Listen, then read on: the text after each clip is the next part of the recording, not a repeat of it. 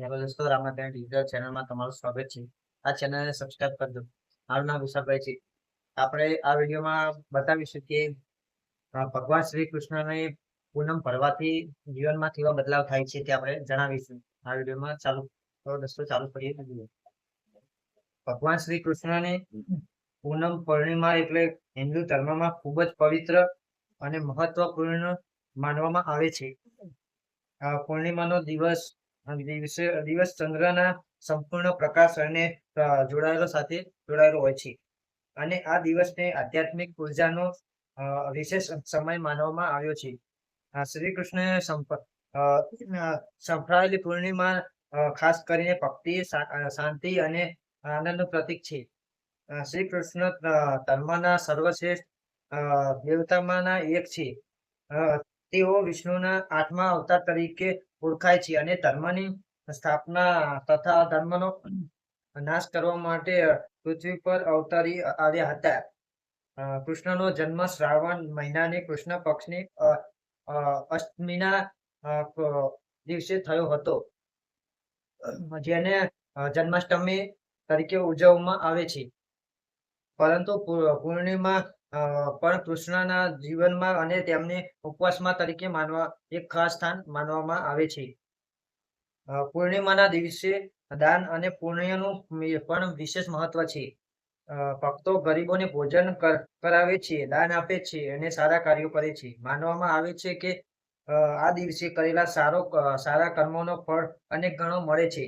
તેથી લોકો આ દિવસે આત્મશુદ્ધિ અને સેવા માટે ઉપયોગ કરે છે. શ્રી કૃષ્ણની ભક્તિમાં અને સંગીત અને નૃત્યનું પણ મહત્વ વિશેષ છે. રાસલીલા, ભજન અને કીર્તન દ્વારા ભક્તો કૃષ્ણ સાથે આત્મીય જોડાણ અનુભવતા હોય છે. અને પૂર્ણિમા રાત્રે આ કાર્યક્રમો ભક્તોને એકતા અને આનંદનો સંદેશ આપે છે. આ ઉપરાંત પૂર્ણિમા માનસિક શાંતિ માટે મહત્વપૂર્ણ છે. ચંદ્રના પ્રકાશમાં ધ્યાન અને પ્રાર્થના કરવાથી મન શાંત થાય છે અને સકારાત્મક વિચારોની વિકાસ થાય છે. આજના વ્યસ્ત જીવનમાં આ દિવસ આત્મચિંતન માટે એક ઉત્તમ તક આપે છે. અંતમાં ભગવાન શ્રી કૃષ્ણની પૂર્ણિમા ભક્તિ, પ્રેમ અને શાંતિનો સંદેશ આપે છે. આ દિવસ માત્ર ધાર્મિક વિવિધો માટે નહીં પરંતુ આંતરિક વિકાસ માટે પણ મહત્વપૂર્ણ છે. કૃષ્ણના ઉપદેશો શીખી શકીએ કે પૂર્ણિમાને પવિત્ર ચાંદનીમાં ભગવાન શ્રી કૃષ્ણનું સ્મરણ કરવાથી જીવનમાં આનંદ અને શાંતિ અને સમૃદ્ધિ આવે છે. પૂર્ણિમાનો દિવસ ભગવાનની ભક્તિ માટે શ્રેષ્ઠ માનવામાં આવે છે. આ દિવસે ભક્તો ઉપવાસ રાખે છે, મંદિરોમાં જાય છે, કીર્તન અને ભજન કરે છે અને જે કૃષ્ણનું સ્મરણ કરે છે. પૂર્ણિમા રાતે ચંદ્રના પૂર્ણ તેજ સાથે કૃષ્ણની લીલાઓનું સ્મરણ કરવાથી મનને શાંતિ મળે છે. અને ખાસ કરીને વૃંદાવન અને મથુરામાં જેવા પવિત્ર સ્થળોએ આ દિવસ ખૂબ જ ધામધૂમથી ઉજવવામાં આવે છે.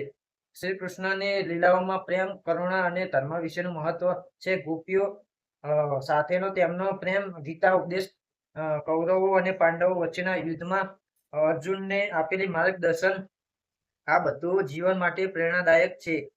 પૂર્ણિમાના દિવસે આ બધા પ્રસંગોને યાદ કરીને ભક્તો પોતાના જીવનમાં સદાચાર અને સત્યને અપનાવવાનો સંકલ્પ લે છે.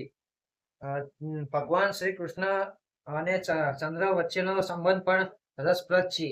ચંદ્ર શાંતિ, ઠંડક અને સૌંદર્યનું પ્રતીક છે અને કૃષ્ણનો સ્વભાવ પણ એટલો જ મૃદુ અને આકર્ષક છે. પૂર્ણિમાની ચાંદનીમાં કૃષ્ણના રૂપનું ધ્યાન કરવું એ ભક્તો માટે આધ્યાત્મિક આનંદનો અનુભવ થાય છે. આ રીતે કૃષ્ણની પૂર્ણિમા હિન્દુ સંસ્કૃતિમાં એક અનોખું સ્થાન ધરાવે છે અને ભક્તોને આધ્યાત્મિક માર્ગ પર આગળ વધવા માટે પ્રેરણા આપે છે.